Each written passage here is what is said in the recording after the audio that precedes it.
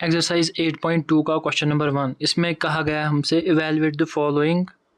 इसमें हमें 5 पार्ट्स दिए गए हैं, 5 रेशोज़ दिए गए हैं जो हमें इवेलुएट करना है। सिंपली हमें इनमें वैल्यूज़ पुट करने हैं, जैसे sin 60 है, cos 30 है, sin 30 है और cos 60 है।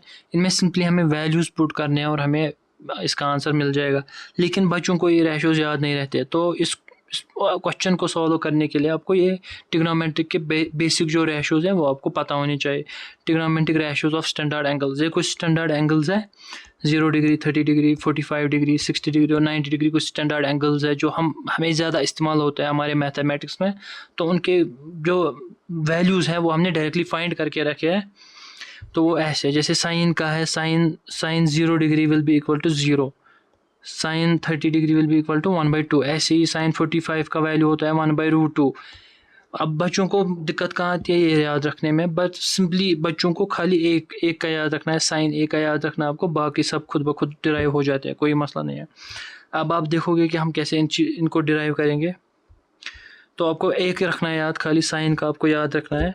जो sine 0 degree will be equal to 0, sine 30 will be equal to 1/2, sine 45 होता है बराबर 1/√2 और साइन 60 होता है बराबर √3/2 और साइन 90 होता है बराबर 1 के। बस इतना आपको याद रखना है, फिर बाकी सब इजीली हम डिराइव कर पाएंगे।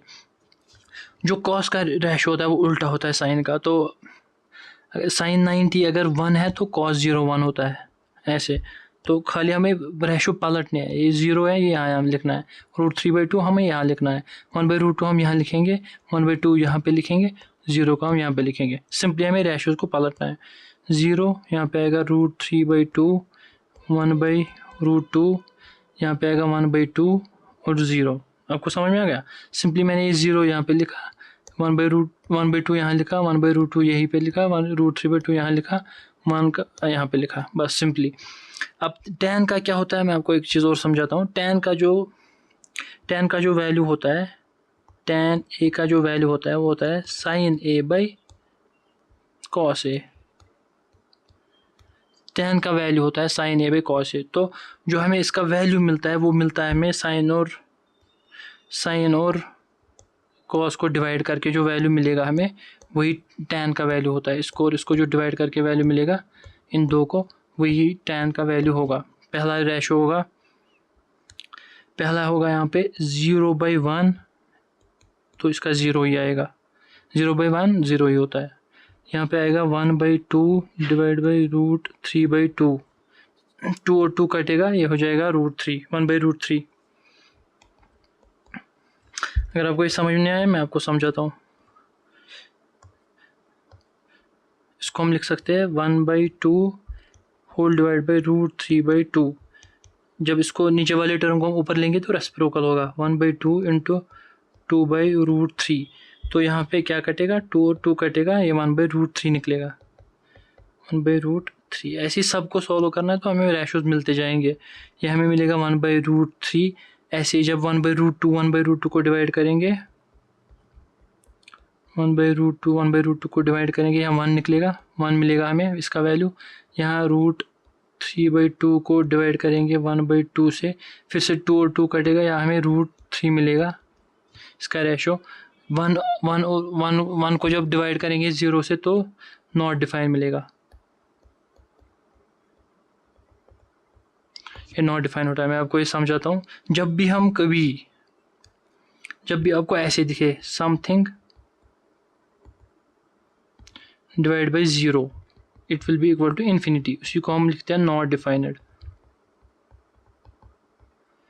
जो समथिंग अपॉन 0 होता है, इन्फिनिटी एक इमेजिनरी कंसेप्ट होता है, मतलब एक इमेजिनरी नंबर होता है जहाँ तक हम सोच सकते हैं। जैसे कोई अगर हम बड़ा नंबर सोचेंगे जो बहुत बड़ा नंबर है, तो उसमें अगर हम +1 फिर से करेंगे वो इन्फिनिटी रहेगा। उसमें अगर करते करते जाएंगे कुछ ऐड कोई डिजिट तो वो इन्फिनिटी रहता है। तो इन्फिनिटी को हम डिफाइन नहीं कर पाते। अगर आप सोचोगे कभी आप इन्फिनिटी नहीं सोच पाओगे कौन सा नंबर होगा। इसीलिए समथिंग अपॉन 0 इसीलिए नॉट डिफाइन रहता है हमेशा। जब भी आपको कभी कोई नंबर दिखे और डिवाइड बाई 0 दिखे, कुछ भी, जैसे 2 डिवाइड बाई 0 या 3 divide by 0, it will be always equal to not defined. ऐसी अब कोसेक, अब जो कोसेक है ना, कोसेक ए,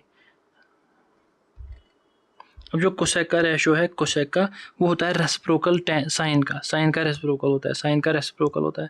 जैसे साइन 0 है, 0/1, अगर साइन 0/1 है, ये 1/0, ये कितना होगा 1/0। अभी हमने देखा समथिंग अपॉन 0 नॉट डिफाइंड होता है, नॉट डिफाइंड। ऐसे ही ये साइन 30 कितना है 1/2, ये 2/1 होगा, इसको मैं लिख सकता हूँ डायरेक्ट 2। कोसेक 45 कितना होगा, इसको मैं लिख सकता हूँ √2/1। साइन को रेसिप्रोकल करना है तो ये √2 ही मिलेगा हमें यहाँ से। ऐसे ही जो 60 ये है, साइन 60 का रेसिप्रोकल कितना होगा 2/√3, तो ये 2/√3 मिलेगा हमें ऐसे ही। तो 1 का रेसिप्रोकल 1 ही होता है, 1/1 का 1 ही होता है। ऐसे ही सेक किसका रेसिप्रोकल होगा, सेक होगा रेसिप्रोकल कॉस का। ऐसे ही पहले 3 रेशियोज निकल गए, फिर कोई मसला नहीं है। तो सेक 0 विल बी इक्वल टू 1 का रेसिप्रोकल, 1 का 1 ही होता है रेसिप्रोकल, 1/1 1 ही होता है। ऐसे ही sec 30 will be equal to cos का रेसिप्रोकल 2/√3। ऐसे ही इसका रेसिप्रोकल करेंगे कॉस 45 का, वो कितना निकलेगा √2। ऐसे ही कॉस 60 का रेसिप्रोकल करेंगे, वो कितना निकलेगा 2। और कॉस 0 का रेसिप्रोकल करेंगे 0/1 होगा, वो कितना होगा, नहीं 0/1 है, 1/0 होगा, वो 1/0 होगा, समथिंग अपॉन 0 नॉट डिफाइंड होता है। तो ठीक, अब कॉट का है, cot A will be equal to, मतलब tan ए कितना है 0, इसका रेसिप्रोकल करना है हमें। रेसिप्रोकल क्या होगा इसका 0/1 1/0 होगा, something upon 0 is equal to not defined. इसीलिए बच्चों को कन्फ्यूजन रहता है इस नॉट डिफाइंड वाले में और 0 में। तो tan का उल्टा करेंगे, tan 30 का उल्टा मतलब रेसिप्रोकल करेंगे तो √3। तो यहाँ पे tan 45 का उल्टा करेंगे 1 ही आएगा, tan 1 का 1 ही रेसिप्रोकल होगा। ऐसे ही tan 60 का रेसिप्रोकल करेंगे 1/√3 होगा। ऐसे ही नॉट डिफाइंड का रेसिप्रोकल करेंगे, नॉट डिफाइंड होता है समथिंग अपॉन 0, है ना, नॉट डिफाइंड होता है समथिंग अपॉन 0। जब भी 0 अपॉन समथिंग होता है वो 0 ही होता है, समथिंग अपॉन 0 0 होता है, 0 अपॉन समथिंग 0 होता है। ये भी मैं यहाँ पे लिखता हूँ 0 divide by something equals to 0 ही, वही हमने यहाँ पे लिखा। तो यही रेशोज़ अब दिमाग में रख के इंसान को ये जो नेक्स्ट एक्सरसाइज है वो सॉल्व करनी है। बस सिंपली आपको साइन के वैल्यूज याद रखने, तो सब रेशोज़ डिराइव हो जाएंगे, है ना। तो बहुत ही आसान है। अब हम क्वेश्चन पे जाते हैं। तो क्वेश्चन का जो पार्ट 1 है, पार्ट 1 सॉल्व करते हैं। इसमें क्या कहा गया हमसे, sine 60 into cos 30 plus sine 30 cos 60। जो भी अभी तक हमने रेशोज़ पढ़े बस उनको रिकॉल करना है, उनके वैल्यूज़ यहाँ पे पुट करने हैं और बस आसान। जैसे पहला है साइन 60, आपको मैं दिखाने के लिए थोड़ा पीछे जाऊँगा पहले पार्ट में ताकि आपको समझ में आ जाए। साइन 60 कितना देखा था हमने यहाँ पे, साइन 60, साइन ये रहा, 60 ये रहा, साइन 60 ये रहा, √3/2। तो साइन 60 का वैल्यू √3/2 और कॉस 30 कितना है, कॉस 30 कॉस ये रहा, 30 ये रहा, मतलब कॉस 30 का वैल्यू ये रहा √3/2, ये भी √3/2 है, इंटू √3/2 प्लस, अब वही से हम देखेंगे साइन 30 का वैल्यू कितना है, साइन 30, साइन ये रहा 30 ये रहा 1/2, वैसे ही कॉस 60 का वैल्यू हमें 1/2 मिलेगा, तो 1/2 इंटू 1/2 लिखेंगे हम यहाँ पे, 1/2 इंटू 1/2। अब इसको हमें सॉल्व करना है। जब हम इसको सॉल्व करेंगे, देखो ये कंसेप्ट भी बच्चों को मतलब मोस्टली बच्चों को नहीं आता है। जब √3 को हम लिख सकते हैं √3 का होल स्क्वायर, और 2 2 को हम 4 लिख सकते हैं, प्लस 1/2 1/4 होगा। और जो ये स्क्वायर और रूट कटेगा, ये सिंपली ऐसे ही सॉल्व होता है, वरना बच्चे सोचते हैं हम रूट को कैसे रूट के साथ मल्टीप्लाई करें, ये यहाँ पे ऐसे ही सिंपली कटेगा। ये बनेगा 3/4 प्लस 1/4। जब नीचे ये सेम रहता है, डिनोमिनेटर जब सेम हो तो डायरेक्टली ऐड होता है, तो इसको लिख सकते हैं हम directly 4, 3 + 1 equal to 4/4, it will be equal to 1। तो इस पार्ट का आंसर जो निकला 1। तो सेकंड पार्ट में क्या कहा गया हमसे, 2 tan square 45 degree plus cos square 30 degree minus sine square 60 degree. और इसमें भी बच्चों को थोड़ा कन्फ्यूजन होता है, मैं आपको बताता हूँ। कुछ बच्चे बहुत कंफ्यूज होते हैं इसमें। जैसे यहाँ पे हमें दिया गया है tan स्क्वायर 45 डिग्री। जो tan है ना, इसको हम ऐसे भी लिख सकते हैं, tan 45 जो इसका वैल्यू है इसका होल स्क्वायर। ये और ये सेम ही रहता है, ये और ये सेम ही रहता है। इसमें बच्चों को कंफ्यूज नहीं होना चाहिए कभी भी। जब ऐसे लिखा हो tan, वो ऐसे, इसका मतलब यही होता है। तो tan 45 का वैल्यू उसको स्क्वायर करना है बस। बच्चों को ये भी कन्फ्यूजन रहता है, ये छोटी छोटी चीज़ें बच्चों को कन्फ्यूजन रहती है, तो फिर टफ लगता है। सिंपली हमें फिर से वैल्यूज़ देखने हैं और पुट करने हैं। जैसे 2, पहले 2 ही रखेंगे हम। tan 45 का वैल्यू हमने अभी देखा, tan 45 यहाँ पे tan ये रहा, tan ये रहा, 45 ये रहा, मतलब ये 1। tan 45 का वैल्यू होता है 1। tan 45 का वैल्यू होता है 1 प्लस cos 30 का वैल्यू हमने अभी देखा, लेकिन ये स्क्वायर है, tan का स्क्वायर है, इसको स्क्वायर भूल गया था मैं। cos 30 का वैल्यू कितना देखा हमने भी, देखिए ये cos है, ये 30 है, और √3/2।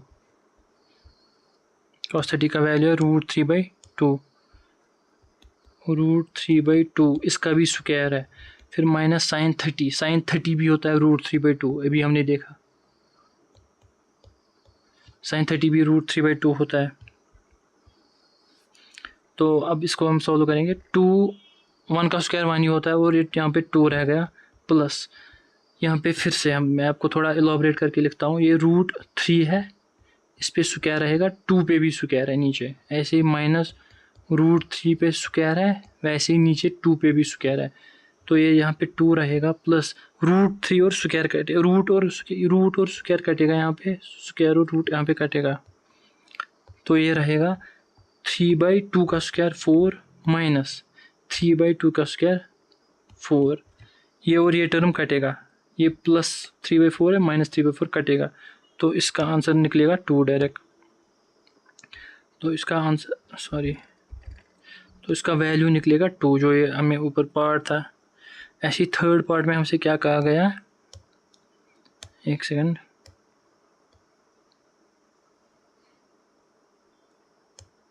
थर्ड पार्ट क्या है, ये cos 45 degree divided by sec 30। आपको अगर एक बार वो टेबल याद रह गया, फिर ऐसा कोई क्वेश्चन, कोई बड़ा मसला नहीं है, आप कोई भी क्वेश्चन ऐसे सॉल्व कर सकते हो। cosec 30 degree,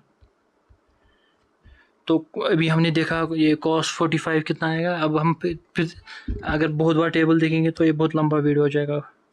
cos 45 = 1/√2।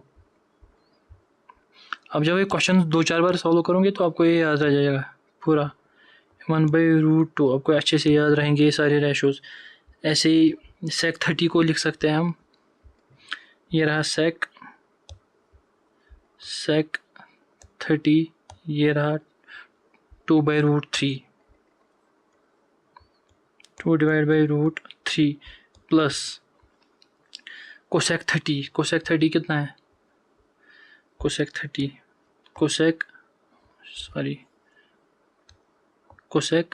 30 ये रहा, ये कितना है 2।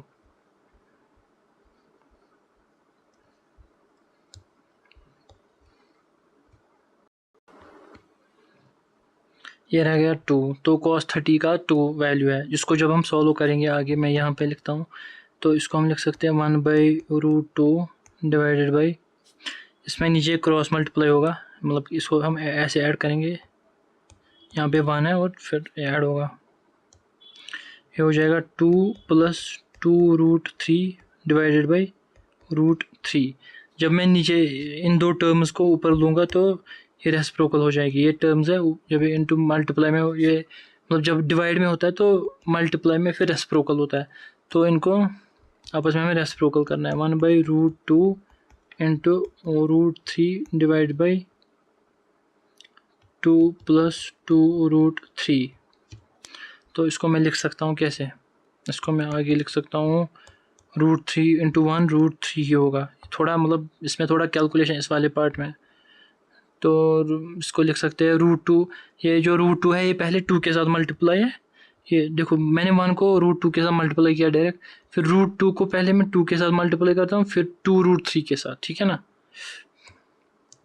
इसको मैं लिख सकता हूँ 2√2 और प्लस में होगा 2√2 और √6 को मल्टीप्लाई होगा, वो होगा 3 2 ज़ा 6। √2 और √3 को मल्टीप्लाई होगा, वो हो गया 3 2 ज़ा 6। इसको ऐसे ये भी आंसर है, इसका जो ये निकला हमें ये भी आंसर है, लेकिन जो आमतौर पे जो एग्ज़ाम वगैरह में रहता है आंसर, वो हम रैशनलाइज करते हैं। रैशनलाइज मतलब हम नीचे जो डिनोमिनेटर है इसमें हम ये नहीं रखते, रूट वगैरह कुछ भी नहीं रखते हैं, उसको कहते हैं रैशनलाइजेशन। रैशनलाइजेशन कैसे करते हैं, इसके आगे हम रैशनलाइजेशन कर रहे हैं, क्योंकि ये भी आंसर है, अगर हम देखें तो ये भी आंसर है, लेकिन हम ये रूट नीचे हटाना चाहते हैं, उसको कहते हैं हम रैशनलाइजेशन, उस करने को।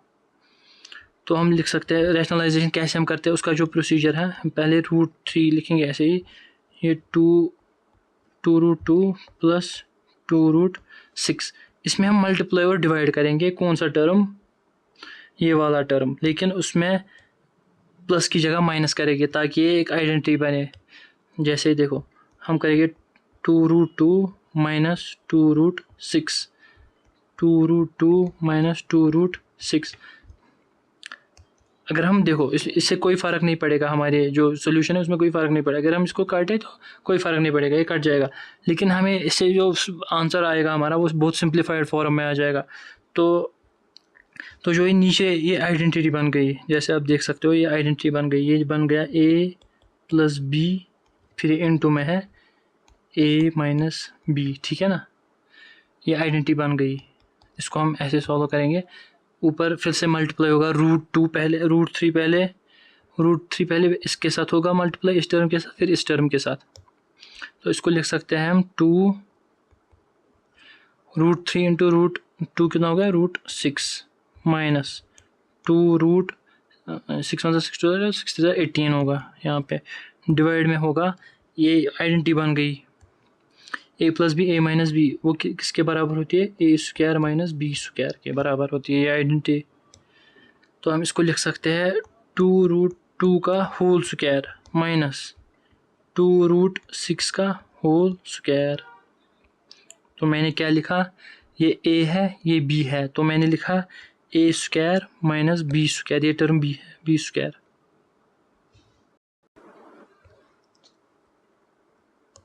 इसको जब हम फर्दर सॉल्व करेंगे तो ऊपर वाले टर्म को ऐसे ही रखते, पहले माइनस 2√18 होल डिवाइडेड बाई, पहले इसको करेंगे, जो स्क्वायर है ना, स्क्वायर 2 को भी स्क्वायर है और इसको भी स्क्वायर है, ठीक है ना।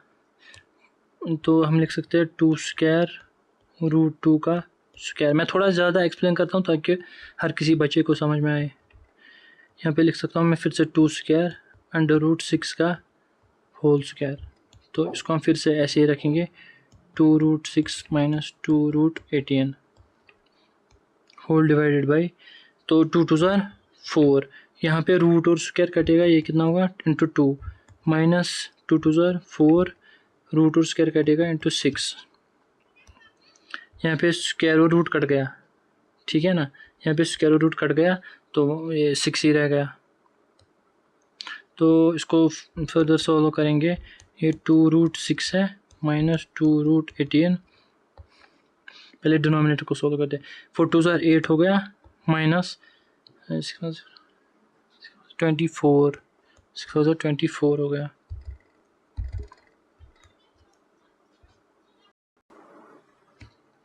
फर्दर जब हम इसको सॉल्व करेंगे तो हम काम कर सकते हैं, हम 2 को कॉमन निकाल सकते हैं, 2 को कॉमन निकालेंगे तो ये √6 माइनस √18 रहेगा, डिवाइडेड बाई ये 8 माइनस 24 हो गया, -16।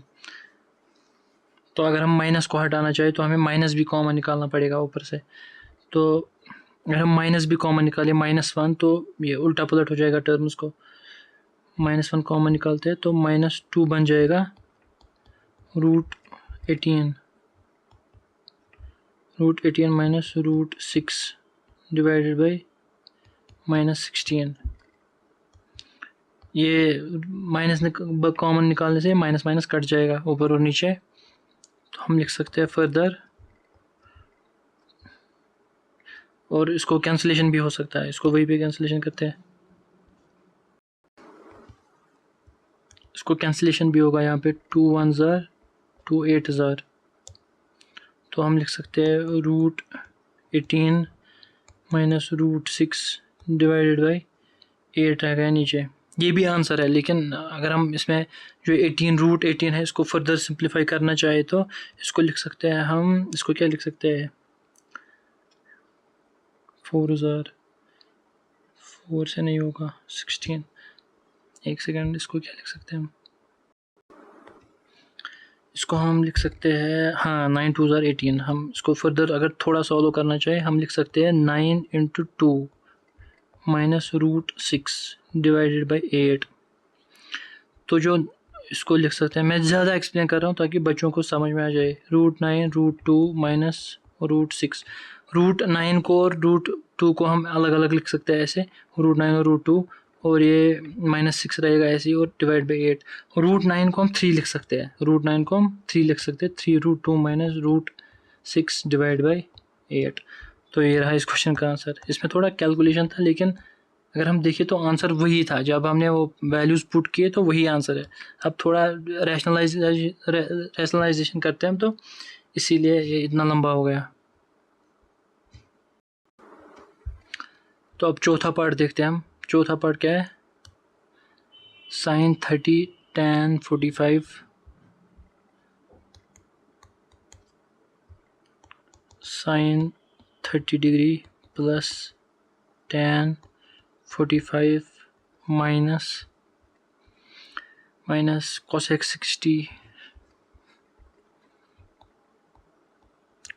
60 whole divided by sec 30 plus cos 60 plus cot 45। तो ये था sec 30 प्लस cos 60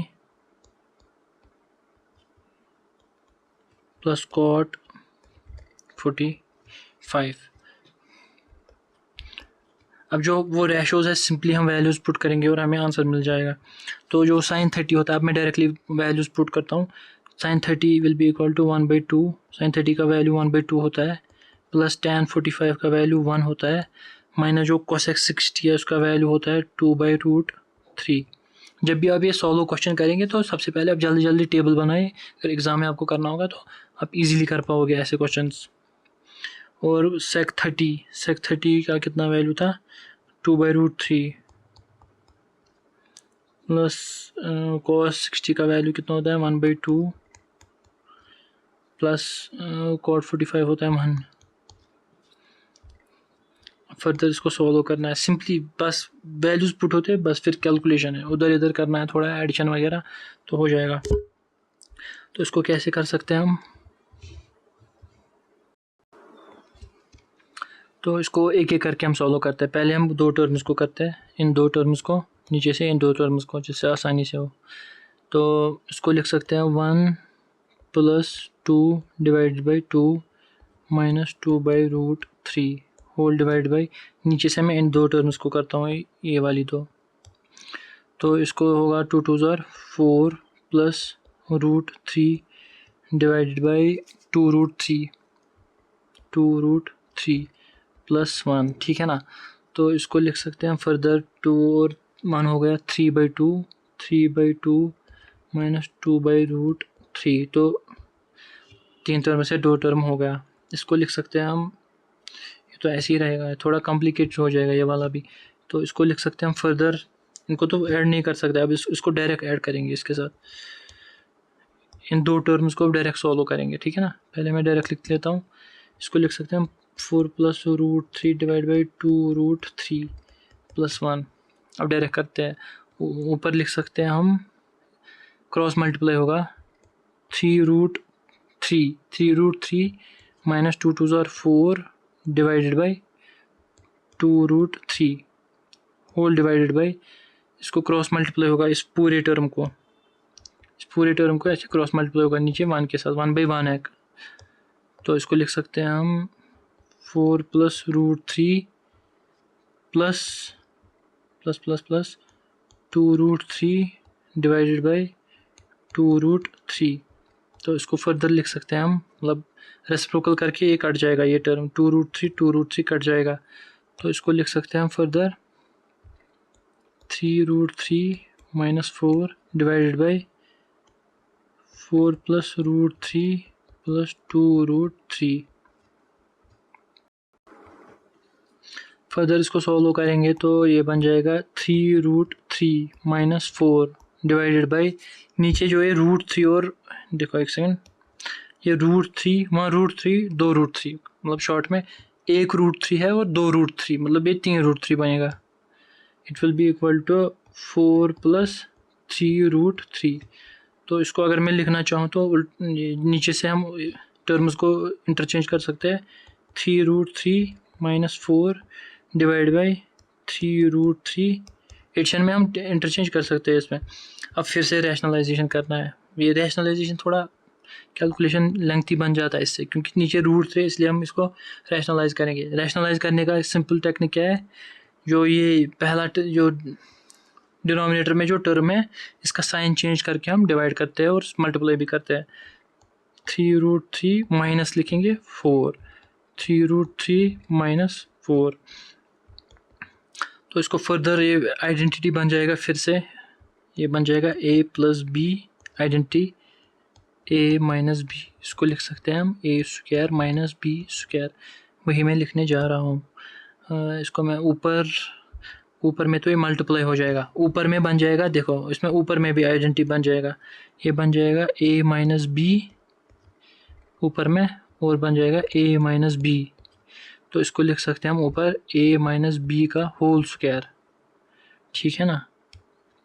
इसको मैं लिख सकता हूँ 3√3 माइनस 4 इसका होल स्क्वायर डिवाइड बाई, नीचे लिख सकता हूँ मैं इसको 3√3 का स्क्वायर। ये ऊपर अलग आइडेंटिटी बनेगा, नीचे अलग आइडेंटिटी बनेगा, और इसको लिख सकता हूँ मैं माइनस 4 का स्क्वायर, ठीक है ना। ठीक है, इसके फर्दर सॉल्व करेंगे तो पहले दोनों टर्म्स को सॉल्व कर सकते हैं अलग अलग, मैं दोनों को करता हूँ, ठीक है ना।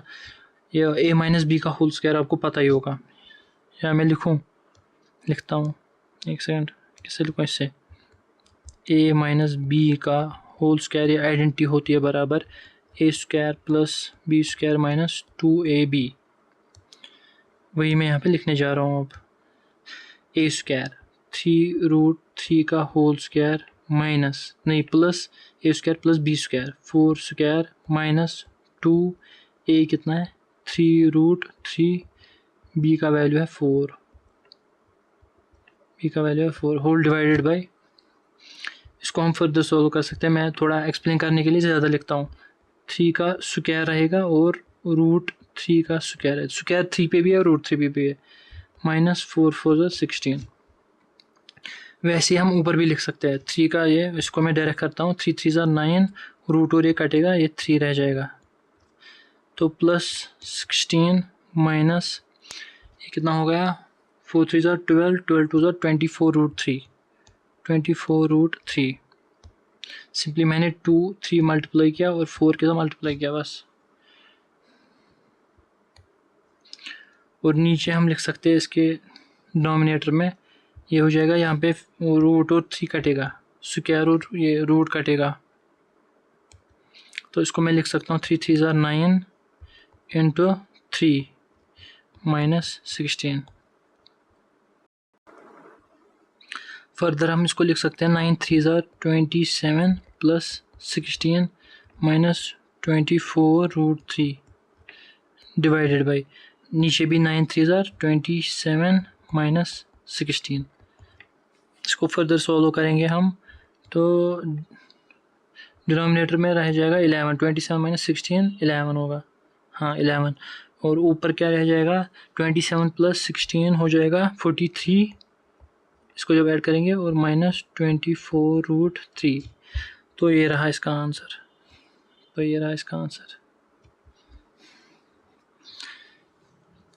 एक्चुअली हम जो नीचे जो डिनोमिनेटर में है ना, हम इस रूट को ख़त्म करते हैं, उसको कहते हैं हम रैशनलाइजेशन, इसीलिए इसमें जो रैशनलाइजेशन जिसमें करना पड़ता है तो उसमें थोड़ा कैलकुलेशन हो जाता है उधर इधर का।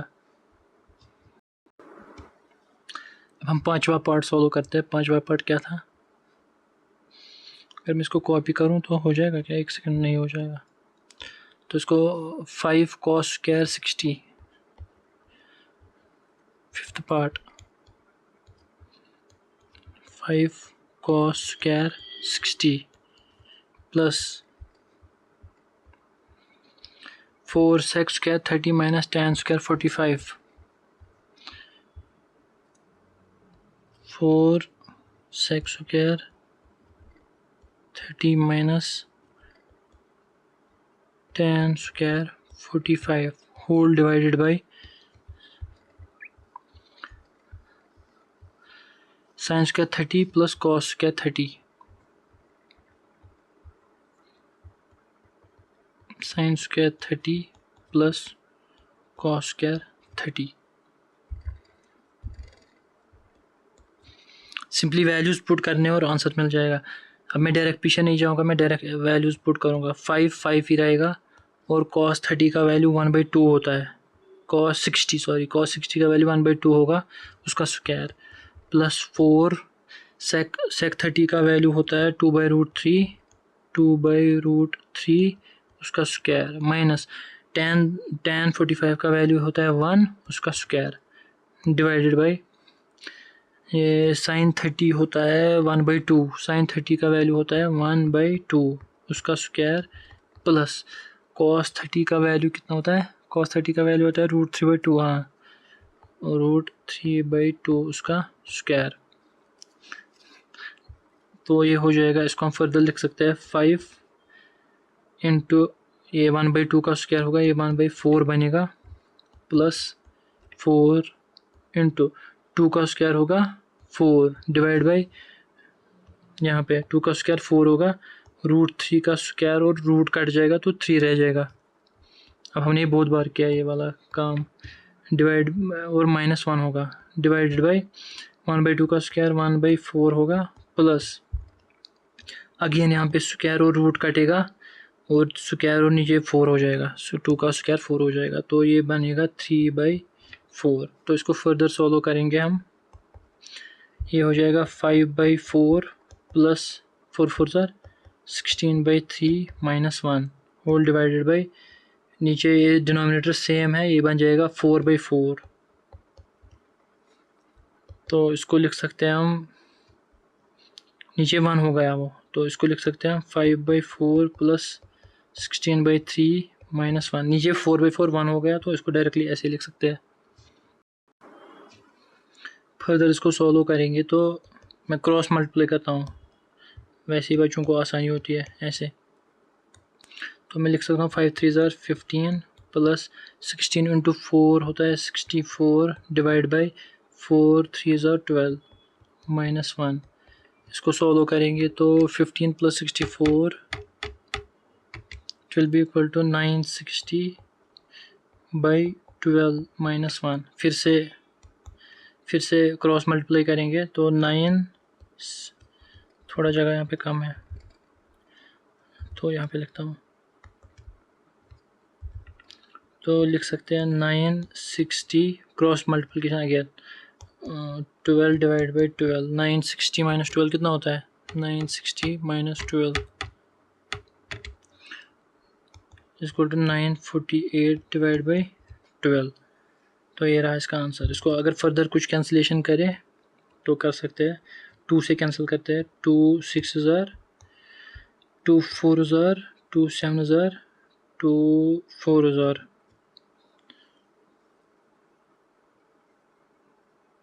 होगा क्या कैंसिलेशन, लगता है कहीं पे मिस्टेक हो गया शायद.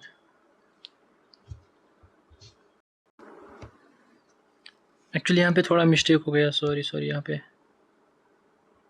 ये यहाँ पे 96 बनेगा. 96 15 और 64 96 होता है. 64 प्लस 15 कितना होता है, 79 होता है. मैंने गलत लिखा है 79, पता नहीं मैंने कैसे गलत लिखा. 15 प्लस 64 होता है 79. 79 अगेन क्रॉस मल्टीप्लाई करेंगे 79 minus 12 divide by 12. 79 minus 12 will be equal to 67/12. तो ये रहा इसका आंसर. Thank you.